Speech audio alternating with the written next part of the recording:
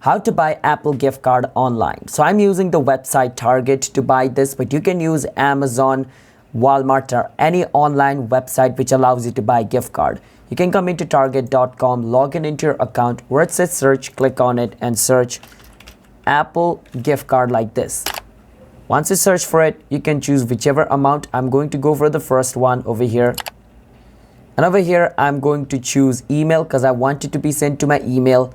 And I'm going to choose standard, and I'm going to choose a $50 gift card. Then I will click on add to cart and click on view cart and checkout. And this is going to be delivered in my email. So email delivery, I will click on checkout. And this is going to be sent to this email. So this is the email linked with my Target account. So it's going to be sent to this, but you can always change it by clicking on edit and changing the email. But I'm okay with this. So I will choose my payment method, click on save and continue and buy this. That's how you guys can get Apple gift card. Subscribe to our channel for more videos like this.